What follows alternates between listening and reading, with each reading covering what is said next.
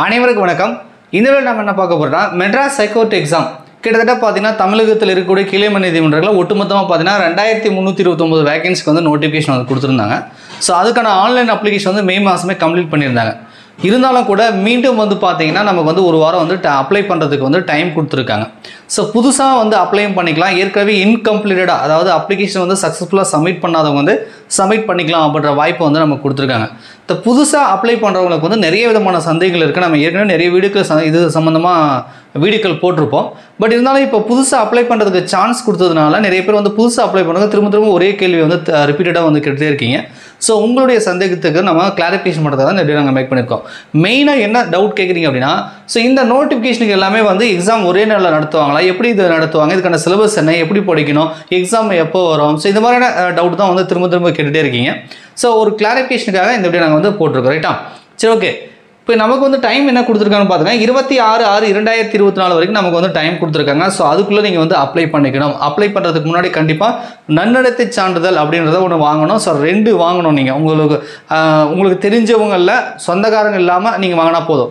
Government ஆஃபீஸர்கிட்ட தான் வாங்கணும். ஏதோ ஒன்று ரூல்ஸ் அண்ட் ரெகுலேஷன்லாம் எதுவும் கிடையாது. யார்கிட்ட வேணாலும் வாங்கலாம். ஸோ தெரிஞ்சவங்ககிட்ட, உங்களை பற்றி நன்கு தெரிஞ்சவங்ககிட்ட 2 பேர்கிட்ட வாங்கணும். அது இருந்தால் தான் அப்ளை பண்ண முடியும். ஸோ அப்ளை பண்ணும்போது அது கேட்குறாங்கன்றதை ஞாபகம் வச்சுக்கோங்க. ரைட்டாக? புதுசாக அப்ளை பண்ணுறவங்க பேமெண்ட் பண்ணுறதுக்கு 2 நாள் வந்து எக்ஸ்ட்ரா டைம் கொடுத்துருக்காங்க. 28/6/2024. ஸோ புதுசாக அப்ளை பண்ணுறவங்க நல்லா ஞாபகம் வச்சுக்கோங்க. ஆன்லைன் பேமெண்ட்டு கிடையாது. ஸோ 26ஆம் தேதிக்குள்ளே நீங்கள் அப்ளை பண்ணும்போது நீங்கள் சக்ஸஸ்ஃபுல்லாக சப்மிட் பண்ணிங்கன்னா உங்களுக்கு வந்து சலான் வந்து பேங்க்கில் பணம் கட்டுறதுக்கு வந்து ஜென்ரேட் ஆகும். அந்த சலானை எடுத்துகிட்டு போயிட்டு நீங்கள் பேங்க்கில் கட்டிட்டு அதை மறுபடியும் எடுத்துகிட்டு வந்து அது ஒரு நீங்கள் ஃபோட்டோ எடுத்து வந்து மறுபடியும் வந்து என்ன பண்ணணும், ஆன்லைன் அப்ளிகேஷனில் வந்து கொடுத்து நீங்கள் வந்து அப்லோடு பண்ணி சப்மிட் பண்ணணும். ஸோ அப்படி சப்மிட் பண்ணால் மட்டும்தான் உங்கள் அப்ளிகேஷன் வந்து 100% வந்து சக்ஸஸ்ஃபுல்லாகும். நீங்கள் பேமெண்ட் கட்டணும் என்றாலும் சரி, அல்லது பேங்க்கில் மட்டும் கட்டிட்டு அதை மீண்டும் வந்து வெப்சைட் வந்து நீங்கள் அப்லோடு பண்ணலை அப்படின்னாலும் சரி, உங்கள் அப்ளிகேஷன் வந்து ரிஜெக்ட் ஆகிடும். ஸோ அதனால் வந்து கொஞ்சம் கேர்ஃபுல்லாக முழுமையாக வந்து கம்ப்ளீட் பண்ணுங்கள். ரைட்டா? சரி, ஸ்டார்டிங்லேயே பார்த்தீங்கன்னா சில பேர் நம்ம 20ஆம் தேதி இதுக்கு கொடுத்துருந்த கிளாரிஃபிகேஷன் கொடுத்தாங்க. நேற்றுந்தே வந்து போயிட்டுருக்கு. ஒரு சில பேருக்கு வந்து மறுபடியும் எனக்கு வந்து செகண்ட் ஸ்டேஜ் போகலை, எனக்கு வந்து சப்மிட் ஆகலை, இந்த மாதிரிலாம் வந்து சொல்லியிருந்தீங்க. பட் இருந்தாலும் கூட நிறைய பேர் வந்து அப்ளை பண்ணிட்டு இருக்காங்க. நிறைய பேருக்கு வந்து சக்ஸஸ்ஃபுல்லாக வந்து அப்ளிகேஷன் வந்து சப்மிட் ஆகிருக்கு. ஸோ எந்த ஒரு இடத்துல கொஞ்சம் ட்ரை பண்ணி பாருங்கள். ரைட்டா? கடைசி இதுவும் வந்து 26/6/2024 கடைசி தேதி வரைக்கும் வெயிட் பண்ணாதீங்க. கண்டிப்பாக கடைசி தேதியில் மறுபடியும் வந்து எரர் வரத்த வாய்ப்பு இருக்குது. ஸோ முன்கூட்டியே நீங்கள் வந்து அப்ளை பண்ணிவிடுங்க. ஓகேங்களா? சரி, ஸோ இந்த எக்ஸாம் வந்து ஒரே நாள் நடக்குமா அப்படின்றத நம்ம பார்க்கலாம். ஓகேவா?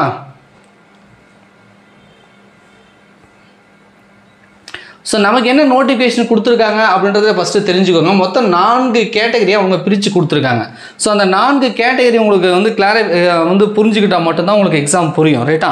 இப்போ ஏ அப்படின்றத ஒன்று கொடுத்துருக்காங்க. ஸோ இந்த ஏல பார்த்தீங்கன்னா மொத்தம் 6 விதமான போஸ்ட்டு கொடுத்துருக்காங்க. இந்த 6 விதமான போஸ்ட்டுக்கும் பார்த்தீங்கன்னா உங்களுக்கு ஒரே எக்ஸாம், ஒரே சிலபஸ். ரைட்டா? தனித்தனியாக எக்ஸாம் கிடையாது, தனித்தனியான சிலபஸ் கிடையாது. இந்த ஏ கேட்டகரியில் இருக்கிறது எல்லாத்துக்குமே பார்த்தீங்கன்னா 10ஆம் வகுப்பு கல்வி தகுதி கொண்டது. ஒரு சில டிஸ்ட்ரிக்டில் ஒரு சில போஸ்ட் இருக்கலாம், இல்லாமல் இருக்கலாம். பட் காமனாக வந்து பார்த்தீங்கன்னா இந்த எல்லா போஸ்ட்டுக்குமே ஒரே சிலபஸ் தான். Examiner, reader, senior bailiff, process server, junior bailiff, process writer, xerox operator இருக்கு இல்லையா? ஸோ இந்த 6 விதமான போஸ்ட்டுக்குமே பார்த்தீங்கன்னா சேம் சிலபஸ், ஒரே நாள் தான் எக்ஸாம் நடக்கும். தமிழகம் முழுவதும் ஒரே நாள் தான் எக்ஸாம் நடக்கும். புரிஞ்சுதுங்களா? 10ஆம் வகுப்பு கல்வி தகுதி கொண்டது.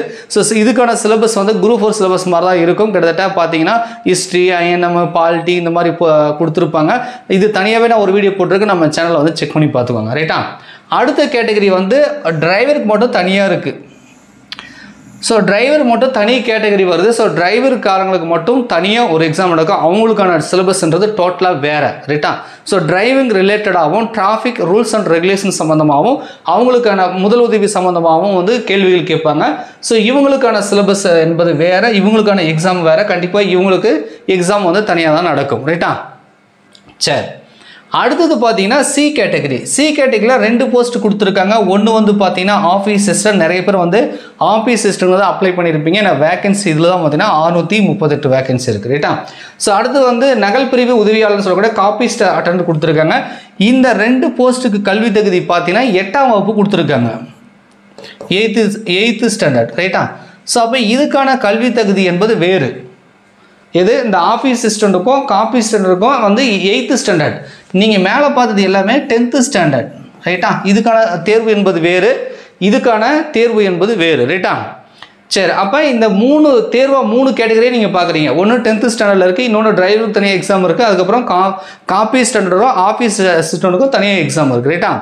சரி, இப்போ அடுத்த கேள்வி என்ன வரும் அப்படின்னா, சார் இங்கே டின்னு ஒரு கேட்டகரி கொடுத்துருக்காங்க. இதில் வந்து பார்த்தீங்கன்னா கிளீனிங் ஒர்க்கில் ஆரம்பித்து gardener, night watchman, night watchman cum masalchi, watchman cum masalchi, super masalchi, waterman, water woman, மசால்ஜின்னு சொல்லி கிட்டத்தட்ட இதில் ஒரு கேட்டகரியில் வந்து போஸ்ட்டு கொடுத்துருக்காங்க இல்லையா? ஸோ இதுக்கான கல்வி தகுதி பார்த்தீங்கன்னா எழுத படிக்க தெரிஞ்சால் போதும்னு சொல்லியிருக்காங்க. எழுத படிக்க தெரிஞ்சால் போதும் அப்படின்னு சொல்லி கொடுத்துருக்காங்க. ரைட்டா? அப்போ மொத்தம் 4 விதமான கேட்டகரியில் இருக்குது. ரைட்டா? கண்டிப்பாக இது தனியாக தான் எக்ஸாம் நடக்கும், டிரைவருக்கு தனியாக தான் நடக்கும், ஆஃபீஸ் அசிஸ்டன்ட் காப்பி அசிஸ்டன்ட்டுக்கு தனியாக தான் நடக்கும். ஒரு விஷயம் நல்லா ஞாபகம் வச்சுக்கோங்க, 8th ஸ்டாண்டர்டுக்கு கொடுத்ததும் சரி, எழுத படிக்க தெரிஞ்சால் வந்து போதும்னு சொன்னாங்க இல்லையா? இந்த போஸ்ட் எல்லாத்துக்குமே வந்து பார்த்தீங்கன்னா சேலரி வந்து ஈக்குவலாக தான் இருக்குது, 15,700 அதே கேட்டகரியில் தான் இருக்குது. ரைட்டா? கல்வி தகுதி மட்டும்தான் மாறுது. நோட்டிஃபிகேஷனை நீங்கள் செக் பண்ணிங்க அப்படின்னா இதுக்கான சிலபஸும், அதாவது இந்த வாட்ச்மேன் கிளீனிங் ஒர்க்கில் இருக்குல்லையே மசால்ஜி, இதுக்கான சிலபஸும் ஆஃபீஸ் அசிஸ்டன்ட்டுக்கான சிலபஸ் ரெண்டும் பார்த்தீங்கன்னா சேமாக தான் இருக்கும். நடப்பு நிகழ்வுன்னு கொடுத்துருப்பாங்க, அடிப்படை கணிதம்னு கொடுத்துருப்பாங்க, அடுத்தது வீட்டு பராமரிப்பு, தோட்ட பராமரிப்பு, அலுவலக பராமரிப்பு, சமையல் செய்கிறது, சமையல் பரிமாறுறதுன்னு கொடுத்துருப்பாங்க. ஸோ இது வந்து ரெண்டுத்துக்குமே காமன் தான். அதாவது சி கேட்டகரியும் டி கேட்டகரிக்கும் ஒரே விதமான சிலபஸ் கொடுத்துருக்காங்க. அப்போ ஒரே விதமான சிலபஸ் கொடுத்துருக்காங்க, ஆனால் கல்வி தகுதி வந்து வெவ்வேறையாக கொடுத்துருக்காங்க. இந்த சிக்கும் டிக்கும் காமன் எக்ஸாமும் வைக்கலாம். ரைட்டா? ஏன்னா ஒரே சிலபஸ் தான், ஆனால் கல்வி தகுதி வேறுன்றதுனால வெவ்வேறு எக்ஸாமும் வைக்கலாம். அது வந்து மெட்ராஸ் ஹைகோர்ட்டோட அவங்களோட முடிவு பொறுத்து தான். ஆனால் இந்த 2 எக்ஸாமை தவிர மற்றது டிரைவரு, இந்த 10th குவாலிஃபிகேஷன் எல்லாமே பார்த்தீங்கன்னா கண்டிப்பாக வந்து வெவ்வேறு தான் வைப்பாங்க. ஏன்னா அதுக்கான சிலபஸே டோட்டலாக வந்து வேறு. ரைட்டா?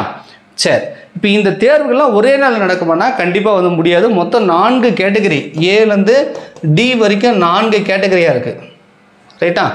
ஸோ ஒருவேளை அவங்க 4 நாட்களில் வந்து எக்ஸாம் வைக்கலாம், அப்படி வைப்பாங்களான்னா டவுட்டு தான்.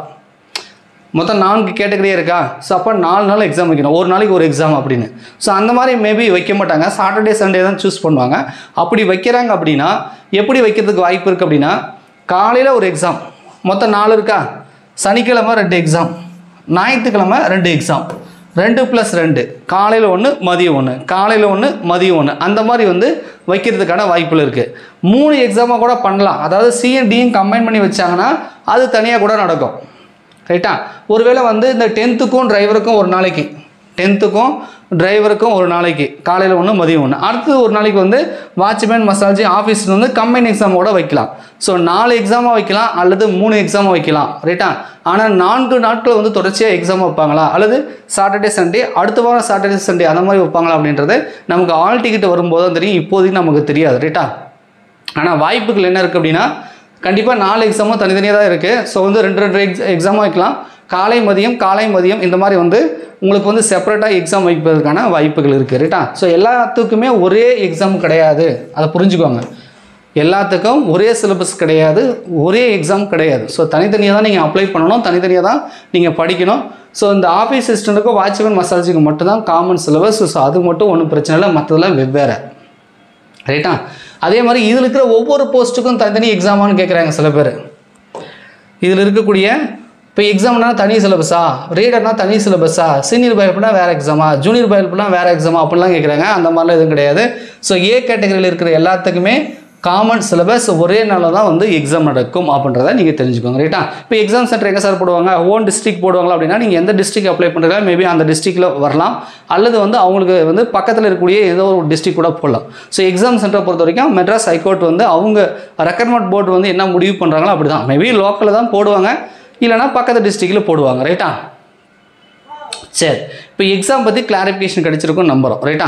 சிலபஸ் வந்து நோட்டிஃபிகேஷனில் கொடுத்துருக்காங்க, டீட்டெயில் சிலபஸ் மாதிரி நம்ம டிஎன்பிசி மாதிரிலாம் கொடுக்க மாட்டாங்க. ரைட்டா? சும்மா ஸ்டார்ட்டாக நான் சொன்னேன் இல்லையா, கரண்ட் அஃபேர்ஸ், அடிப்படை கணிதம், வீட்டு பராமரிப்பு, தோட்ட பராமரிப்பு, சமையல் பரிமாறுதல், இந்த மாதிரி தான் வந்து கொடுத்துருப்பாங்க. அதை வச்சு நம்ம புரிஞ்சுக்கிட்டு நமக்கு ஏற்ற மாதிரி நம்ம வந்து படிச்சுக்கணும். ஒன்று இது ஆஃபீஸ் அசிஸ்டன்ட் வாட்ச்மேனுக்கலாம். இந்த ஜூனியர் பாயிலப் சீனியர் பாயிலப்லாம் பார்த்தீங்கன்னா நம்ம குரூப் 4 சிலபஸ் மாதிரி தான் இருக்கும். தனியாக ஒரு வீடியோ போட்டிருக்கேன் பாருங்கள், ஹிஸ்ட்ரி, பாலிட்டி, ஐஎன்எம் இந்த மாதிரி தான் வந்து கொடுத்துருக்காங்க. ஸோ அதுக்கேற்ற மாதிரி நீங்கள் வந்து படிக்கணும். ரைட்டா? சரி,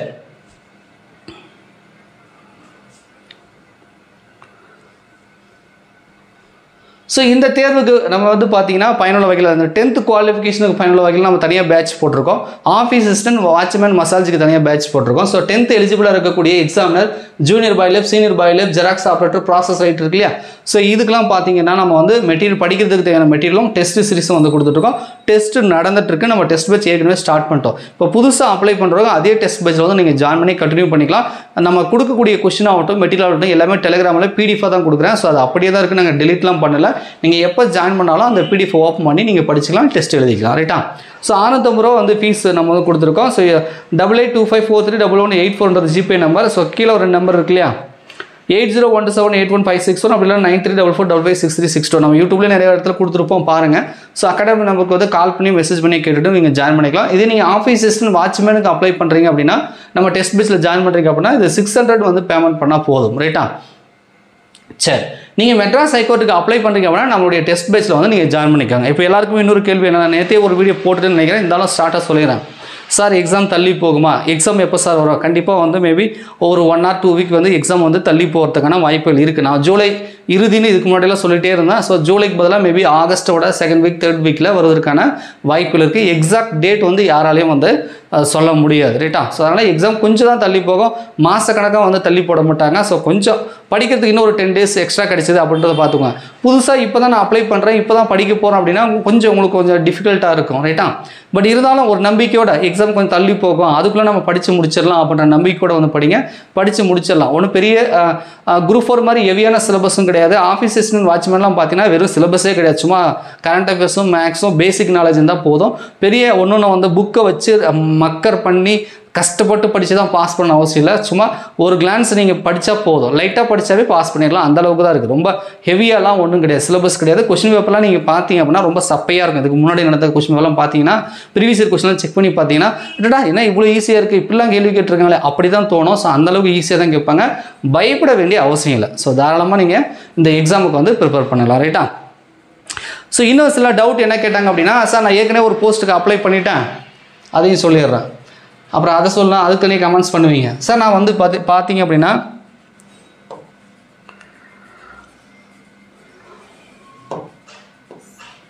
சார் போன டைமே வந்து நான் ஆஃபீஸ் அசிஸ்டன்ட்டுக்கு வந்து அப்ளை பண்ணிட்டேன். ரைட்டா? இந்த எக்ஸாமுக்கு வந்து நான் அப்ளை பண்ணிட்டேன், இப்போ படிச்சுட்டு இருக்கேன். ரைட்டா? இப்போ மறுபடியும் கொடுத்துருக்காங்க இல்லையா, இப்போ வந்து நான் வந்து இந்த ஜூனியர் பாய்லப், சீனியர் பாய்லப்லாம் அப்ளை பண்ண முடியுமானா தாராளமாக அப்ளை பண்ணிக்கலாம். உங்கள் டிஸ்ட்ரிக்டில் வேகன்சி இருந்துச்சுன்னா அப்ளை பண்ணிக்கலாம். என்ன சார் உங்கள் டிஸ்ட்ரிக்ட்னு சொல்கிறீங்களே, அப்போ அதர் டிஸ்ட்ரிக்ட்லாம் அப்ளை பண்ணக்கூடாதா சார் அப்படின்னா, அதர் டிஸ்ட்ரிக்ட் வந்து அப்ளை பண்ணிக்கலாம். அது அப்ளை பண்ணக்கூடாதுன்னு ரூல்ஸ் அண்ட் ரெகுலேஷன் எதுவும் கிடையாது. பட் இருந்தாலும் லோக்கல் டிஸ்ட்ரிக்டில் பண்ணிங்கன்னா கொஞ்சம் பெட்டராக இருக்கும். பின்னாடி இன்டர்வியூவில் கேள்வி கேட்கும்போது கொஞ்சம் ஒர்க் பண்ணுறதுக்கு வந்து சரியாக இருக்கும். அதனால தான் உங்கள் டிஸ்ட்ரிக்ட் சொல்கிறேன். அதர் டிஸ்ட்ரிக்ட் பண்ணணும், அதர் டிஸ்ட்ரிக்ட் தான் பண்ணுவேன், எங்கள் டிஸ்ட்ரிக்டில் வேகன்சி இல்லைன்னா நீங்கள் தாராளமாக பண்ணிக்கோங்க. ரைட்டா? ஸோ ஏற்கனவே நான் ஆஃபீஸ் அசிஸ்டன்ட் பண்ணியிருக்கேன், இப்போ நான் வந்து ஜூனியர் பாய்லப், சீனியர் பாய்க்கு அப்ளை பண்ணலாமா, தாராளமாக அப்ளை பண்ணிக்கலாம். இல்லை ஏற்கனவே நான் ஜூனியர் பாய்லப், சீனியர் பாய் அப்ளை பண்ணேன், ஆஃபீஸ் அசிஸ்டன்ட் இந்த மாதிரி வாட்ச்மேன், மசாஜுக்குலாம் அப்ளை பண்ணலாம் சார், இப்போ அப்ளை பண்ண முடியுமா, எங்கள் டிஸ்ட்ரிக்டில் வேகன்சி இருக்குன்னா இப்போ மறுபடியும் வந்து நீங்கள் அப்ளை பண்ணிக்கலாம், ஒன்றும் தப்பு ஒன்றும் கிடையாது. ஏன்னா ஏ கேட்டகரியில் இருக்கிறதுக்கு வந்து தனி அப்ளிகேஷன், பி கேட்டகரிக்கு தனி அப்ளிகேஷன், சி கேட்டகரிக்கு தனி அப்ளிகேஷன், டி கேட்டகரிக்கு தனி அப்ளிகேஷன். ஸோ நீங்கள் ஏதாவது ஒரு கேட்டகரியில் தான் அப்ளை பண்ணியிருப்பீங்க, இன்னொரு கேட்டகரிக்கு அப்ளை பண்ணியிருக்க மாட்டீங்க, மீண்டும் அப்ளை பண்ணிக்கலாம். ரைட்டா? ஆனால் ஒரு விஷயம் ஞாபகம் வச்சுக்கோங்க. இப்போ உதாரணத்துக்கு இந்த 6 போஸ்ட் இருக்கு இல்லையா, இது எல்லாத்துக்கும் ஒரு அப்ளிகேஷன் தான் போட சொல்லியிருக்காங்க, அதுலேயே போஸ்ட்டு சூஸ் பண்ண சொன்னாங்க. ரைட்டா? இப்போ நீங்கள் ஏற்கனவே சீனியர் பாய்லப்புக்கு அப்ளை பண்ணிட்டீங்க. ரைட்டா? இப்போ வந்து நீங்கள் வந்து பார்த்தீங்கன்னா ஜெராக்ஸ் ஆப்ரேட்டருக்கோ அல்லது ப்ராசஸ் ரைட்டருக்கோ இந்த மாதிரி ஜூனியர் பாய்லப்புக்கோ அல்லது எக்ஸாமினருக்கோ ரீடருக்கோ அப்ளை பண்ண முடியாது. ஏன்னா அந்த போஸ்ட் அப்ளை பண்ணும் போதே உங்கள் டிஸ்ட்ரிக்டில் என்னென்ன போஸ்ட்டுக்கெலாம் வேகன்சி இருக்கோ அது எல்லாத்தையுமே வந்து சூஸ் பண்ண சொல்லியிருப்பாங்க. ரைட்டா? ஸோ நீங்கள் அதை மவுஸு ரைட் கிளிக் பண்ணி அப்படியே செலக்ட் பண்ண சொல்லியிருப்பாங்க. அப்போ செலக்ட் பண்ணாமல் ஒரு போஸ்ட்டுக்கு மட்டும் அப்ளை பண்ணிவிட்டு இப்போ போய்ட்டு நான் எல்லா போஸ்ட்டுக்கும் அப்ளை பண்ணுறேன் அப்படின்னா முடியாது. ரைட்டா? அதாவது ஏ கேட்டகரிக்கு ஏற்கனவே அப்ளை பண்ணியிருக்கீங்கன்னா இப்போ நீங்கள் பிசிடியில் பண்ணிக்கலாம். ஆனால் ஏ கேட்டகரியில் இருக்கக்கூடிய ஒரு போஸ்ட்டுக்கோ 2 போஸ்ட்டுக்கோ ஏற்கனவே பண்ணிட்டீங்க, மீதி இருக்கக்கூடிய போஸ்ட்டுக்கு நான் பண்ணுறேன் அப்படின்னா பண்ண முடியாது. இன்னும் சுருக்கமாக சொல்லணும் அப்படின்னா இங்கே பாருங்கள், இப்போ உங்களுக்கு வந்து கார்டனர் இருக்குது. ரைட்டா? கார்டனர் இருக்குது, நான் ஏற்கனவே கார்டனருக்கு அப்ளை பண்ணிட்டேன் சார். ரைட் பண்ணிட்டீங்க. இப்போ உங்கள் டிஸ்ட்ரிக்டில் நைட் வாட்ச்மேனு வேகன்சி இருந்திருக்கு, ஆனால் அப்போ அப்ளை பண்ணல. இப்போ அப்ளை பண்ண முடியுமானா பண்ண முடியாது. ஏன்னா இது டி கேட்டகரியில் கொடுத்துருக்காங்க. ரைட்டா? உங்கள் டிஸ்ட்ரிக்ட் ஏற்கனவே வேகன்சி இருந்தால் அதை நீங்கள் சூஸ் பண்ண விட்டுட்டு இப்போ போய் அப்ளை பண்ண முடியாது. ரைட்டா? ஆனால் ஏற்கனவே நீங்கள் கார்டனருக்கு அப்ளை பண்ணிட்டீங்க ரைட்டா, ஆஃபீஸ் அசிஸ்டன்ட்க்கு அப்ளை பண்ண முடியுமா சார்? இப்போனா வேகன்சி இருந்தால் நீங்கள் தாராளமாக இப்போ ஆஃபீஸ் அசிஸ்டன்ட் அப்ளை பண்ணலாம், நீங்கள் டிரைவருக்கு அப்ளை பண்ணலாம். ஸோ ஏ கேட்டகரியில் இருக்கக்கூடிய எல்லா போஸ்ட்டுக்கும் ஏதாவது ஒரு போஸ்ட்டுக்கு கண்டிப்பாக உங்கள் டிஸ்ட்ரிக்டில் வேகன்சி இருந்தால் அதுக்கு வந்து அப்ளை பண்ணிக்கலாம் ரைட்டா. ஸோ அதுக்கு எந்த ஒரு பிரச்சனையும் கிடையாது. ஸோ அப்ளை பண்ணிங்க அப்படின்னா ஒவ்வொரு போஸ்ட்டுக்கும் 500 ரூபாய். நான் ஞாபகம் வச்சுக்கோங்க, ஒரு போஸ்ட்டுக்கு 500 ரூபாய். இப்போ ஆஃபீஸ் அசிஸ்டன்ட் அட்டெண்டர்னா இதுக்கு 500, ஆஃபீஸ் அசிஸ்டண்ட்டுக்கு 500, தூய்மை பணியாளருக்கு 500. இது மாதிரி ஒவ்வொரு போஸ்ட்டுக்கு நீங்கள் எத்தனை போஸ்ட்டுக்கு அப்ளை பண்ணாலும் சரி ஒரு போஸ்ட்டுக்கு 500 ரூபாய் வந்து அப்ளிகேஷன் ஃபீஸ் கட்டுற மாதிரி இருக்கும். ஸோ சூஸ் பண்ணும்போது கேர்ஃபுல்லாக சூஸ் பண்ணுங்கள். மேபி எஸ்சி எஸ்டி ஒரு சில பேருக்குலாம் பார்த்தீங்க அப்படின்னா ஃப்ரீயாக இருக்கும், அப்ளிகேஷன் ஃபீஸ் அவங்களுக்கு கிடையாது ரைட்டா. ஸோ அவங்களுக்கு ஒன்றும் பிரச்சனை கிடையாது, எல்லா போஸ்ட்டும் சூஸ் பண்ணலாம். நீங்கள் ஒருவேளை பிசி எம்பிசியாக இருக்கீங்க, ஜென்ரல் கேட்டகரி இருக்கீங்க அப்படின்னா ஸோ நீங்கள் வந்து அப்ளை பண்ணும்போது எவ்வளோ நம்மளால் பணம் கட்ட முடியும், நம்மளோட கெப்பாசிட்டி என்ன, நம்மக்கிட்ட எவ்வளோ அமௌண்ட் இருக்குது, நம்ம எதுக்கெல்லாம் பண்ணலாம் அப்படின்றத கேர்ஃபுல்லாக வந்து அப்ளை பண்ணும்போதே பார்த்துட்டு அதுக்கப்புறமா அப்ளை பண்ணுங்க ஓகேங்களா. இல்லைனா நீங்கள் எல்லாத்தையும் சூஸ் பண்ணிட்டு சார் 2000 ரூபா கேட்குது சார், 5000 ரூபா கேட்குது சார், தெரியாமல் சூஸ் பண்ணிட்டேன் சார், கடைசியில் சப்மிட் கொடுத்ததுக்கப்புறம் ஃபைனல் சப்மிட் கொடுத்ததுக்கப்புறம் சலான் வந்து கிரியேட் ஆகிடும். அப்போது ஃபைனல் சப்மிட் பண்ணதுக்கப்புறம் பார்த்தீங்கன்னா 2000 ரூபா வருது, 3000 ரூபா வருது சார், இதை கட்ட முடியுமா சார், இதை தான் எடிட் பண்ண முடியுமா சார்னா கண்டிப்பாக எடிட் பண்ண முடியாது. நிறைய பேர் கூட கேட்டிருந்தீங்க சார் எடிட் பண்ணுற ஆப்ஷன் கொடுத்துருக்காங்களான்னு சொல்லி. எடிட் பண்ணுற ஆப்ஷன் யாருக்குமே கொடுக்கலப்பா. ஏற்கனவே இன்கம்ப்ளீட்டட், அதாவது சப்மிட் பண்ணவே இல்லை பாதிலே விட்டுருக்காங்கன்னா அவங்க வந்து சப்மிட் பண்ணிக்கலாம். ஏற்கனவே சப்மிட் பண்ணவங்க மறுபடியும் வந்து ஓப்பன் பண்ணி எடிட் பண்ண முடியாது ரைட்டா. ஸோ வந்து எடிட் ஆப்ஷன் கொடுக்கல, அதையும் வந்து ஞாபகம் வச்சுக்கோங்க ரைட்டுங்களா. மேக்ஸிமம் இதுதான் டவுட் கேட்டுட்டு இருந்தீங்க. அந்த சிலபஸ் சம்மந்தமாக கேட்டிருக்கீங்க, நான் ஸ்டார்ட்டாகவே சொல்லிட்டேன். குரூப் 4ல் இருக்க மாதிரி தான் இருக்குது. நோட்டிஃபிகேஷன்லேயே வந்து ஸ்கீம் ஆஃப் எக்ஸாமினேஷன் கொடுத்துருப்பாங்க. ஏன்னா உங்களுக்கு காட்டுற இருங்க.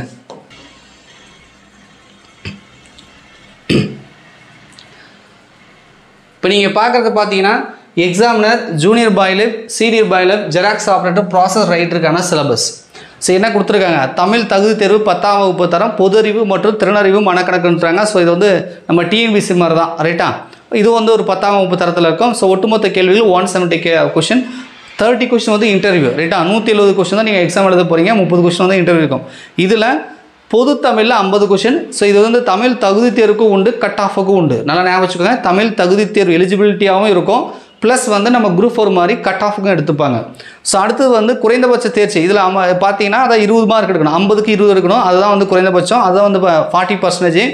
ஸோ அதுக்கப்புறம் பொதுறிவில் 120 கொஷின் கேட்பாங்க. இதில் குறைந்தபட்ச தேர்ச்சி பார்த்தீங்கன்னா 48 மதிப்பெண் வந்து எடுக்கணுன்றாங்க. ஸோ பொது தமிழை பொறுத்த வரைக்கும் உங்களுக்கு வந்து தமிழ்நாடு அரசு பாடத்திட்டம் 10ஆம் வகுப்பு திறன் அந்த மாதிரி தான் வந்து கொடுத்துருக்காங்க. பொது தமிழ், பொது அறிவு அந்த மாதிரி தான் கொடுத்துருக்காங்க. ஸோ தேர்வு வினாத்தால் தமிழ் மற்றும் ஆங்கிலத்தில் இருக்கும். ஸோ ஜென்ரல் நாலேஜ் கொஸ்டின் இருக்குல்ல, ஜிஎஸ்ஸை பொறுத்த வரைக்கும் உங்களுக்கு தமிழ் அண்ட் இங்கிலீஷ் ரெண்டுத்துலையுமே கொஸ்டின் இருக்கும், ஒன்றும் பிரச்சனை இல்லை. இங்கிலீஷ் மீடியம் ஸ்டூடெண்ட் இருந்தாலும் பிரச்சனை இல்லை. பார்ட் பியை பொறுத்த வரைக்கும் உங்களுக்கு ஜென்ரல் நாலேஜும் ஆப்டிடியூட் அண்ட் மென்டல் அபிலிட்டி இருக்குது. ஸோ ஜென்ரல் நாலேஜில் பார்த்தீங்கன்னா கரண்ட் அஃபேர்ஸ் வருது, சயின்ஸ் வருது, ஹிஸ்ட்ரி வருது, ஐஎன்எம் வருது, பாலிட்டி வருது, அதுக்கப்புறம் மேக்ஸ், அதாவது ஆப்டிடியூட் மென்டல் அபிலிட்டி இருக்குது. ஸோ இவ்வளோ தான் வந்து உங்களுக்கு சிலபஸ். ஸோ இப்போ ஒரு கொஸ்டின் வரும், சார் இது ஜாகிரபி எக்கனாமிக்ஸ்லாம் இல்லையே சார் அப்படின்னு கேட்பீங்க ரைட்டா. ஸோ கொடுக்கல, அதாவது சிலபஸில் வந்து அது கொடுக்கல. எக்கனாமிக்ஸ் வந்து மோஸ்ட் ஆஃப் கொஷின் வர்றது கிடையாது. ஆனால் வந்து பார்த்தீங்க அப்படின்னா உங்களுக்கு வந்து ஜாகிரபியில் சில வினாக்கள் வந்து இதுக்கு முன்னாடி கேட்டிருக்காங்க ரைட்டா. சிலபஸில் மென்ஷன் பண்ணலாம், ஆனால் கேட்டிருக்காங்க. ஸோ படிச்சுக்கிறது பெட்டர், ஜாகிரபி லைட்டாக வந்து படிச்சுக்கிறது பெட்டர். ஸோ எக்கனாமிக்ஸ் வந்து அந்த அளவுக்கு கொஷின் கேட்க மாட்டாங்க. அது கரண்ட் அஃபேர்ஸில் ஏதாவது வந்து ஜிஎஸ்டியை பற்றியோ இல்லை வேறு ஏதாவது பற்றி கேட்கலாம். கரண்ட் அஃபேர்ஸில் வரது மட்டும் தான் வரும், புக்கை பேஸ் பண்ணி அதிகமாக வந்து கேட்குறது கிடையாது. ஏன்னா 10ஆம் வகுப்பு தரத்தில் வந்து பார்த்தீங்கன்னா எக்கனாமிக்ஸில் பெருசாக ஒன்றும் கண்டென்ட்டே கிடையாது இல்லையா. குரூப் 4 படிக்கிறவங்க எல்லாமே எது படிப்பீங்க, 11th எக்கனாமிக்ஸ் 12th எக்கனாமிக்ஸ் தான் படிப்பீங்க ரைட்டா. ஸோ அப்படி தான் கொஷினே வந்து இந்த வருஷம் கேட்டிருக்காங்க. ஸோ 10th வரைக்கும் தான் இவங்க கேட்குறதுனால ஸோ அவங்க எக்கனாமிக்ஸ் வந்து கொடுக்க கிடையாது ரைட்டா. ஸோ பார்த்துக்கோங்க, விரிவான பாடத்திட்டம்னு போட்டிருப்பேன். ஸோ இது எல்லாமே பார்த்தீங்க அப்படின்னா உங்களுக்கு குரூப் 4 என்ன இருக்கோ அப்படியே வந்து நான் கொடுத்துருப்பேன். என்னென்ன யூனிட் மென்ஷன் பண்ணியிருக்காங்களோ ஸோ அது மாதிரி தான் கொடுத்துருக்கேன். இலக்கணம், இலக்கியம், பொது அறிவுக்கு என்னவோ அதுதான் கொடுத்துருக்கேன் ரைட்டா. ஸோ இவ்வளோ தான் சிலபஸ், பெருசாக ஒன்றும் கிடையாது. ஆஃபீஸ் அசிஸ்டன்ட் வாட்ச்மேனுக்கு மட்டும்தான் சிலபஸ் வந்து டோட்டலாக நீங்கள் குரூப் 4 படிக்கிற மாதிரி இல்லாமல் வேறு மாதிரி இருக்குது. அதுக்கு மட்டும்தான் வீடு பராமரிப்பு, ஆஃபீஸ் பராமரிப்பு, தோட்ட பராமரிப்பு, சமையல் செய்கிறது, சமையலில் வந்து பரிமாறுறது, இந்த மாதிரி விஷயம் கொடுத்துருக்காங்க. ஸோ இதுக்கு வந்து குரூப் 4ஓட சிலபஸை தான் வந்து இவங்க கொஞ்சம் வந்து ரெடியூஸ் பண்ணி கொடுத்த மாதிரி தெரியுது. ஒன்றும் பெருசாக ஒன்றும் கிடையாது ரைட்டா. யூனிட் 8 யூனிட் 9 கிடையாது, எக்கனாமிக்ஸ் கிடையாது, ஜாகிரபி கிடையாது. ஸோ இருக்குதே ஒரு 5-6 பார்ட்டு தான் இருக்குது, 5 யூனிட் தான் இருக்குது, ஒரு 6வது யூனிட் மேக்ஸ் இருக்குது, அவ்வளோதான். ஸோ அப்போ சிலபஸ் வந்து ரொம்ப சிம்பிள், சிலபஸ் வந்து ரொம்ப சிம்பிள், ஈஸியாக படித்து முடிச்சிடலாம். ஸோ எக்ஸாம் வரதுக்குள்ளே நீங்கள் படித்து முடிச்சுட்டு ரிவிஷனே வந்து பண்ணிக்கலாம் ரைட்டா. ஸோ அதனால் பயப்பட வேண்டியதில்லை, தாராளமாக நீங்கள் வந்து படிக்கலாம் ரைட்டா. ஸோ வீடியோ ரொம்ப லென்த்தியாக போயிட்டுருக்கு. நீங்கள் கேட்ட நிறைய கேள்விகள் நான் வந்து கிளாரிஃபிகேஷன் பண்ணியிருப்பேன்னு நினைக்கிறேன். புதுசாக அப்ளை பண்ணுறவங்க இதுக்கப்புறம் படிக்க ஸ்டார்ட் பண்ணுறவங்களுக்கு ஒரு கிளாரிஃபிகேஷன் வீடியோவாக இதுக்கு நம்புகிறோம். ஸோ வீடியோ புதுசாக மறக்காமல் லைக் பண்ணுங்கள். உங்களுக்கு மேற்கொண்டு இது இல்லாமல் ஏதாவது டவுட் இருக்குதுன்னா கமெண்ட்ஸில் கமெண்ட் பண்ணுங்கள். நன்றி, வணக்கம்.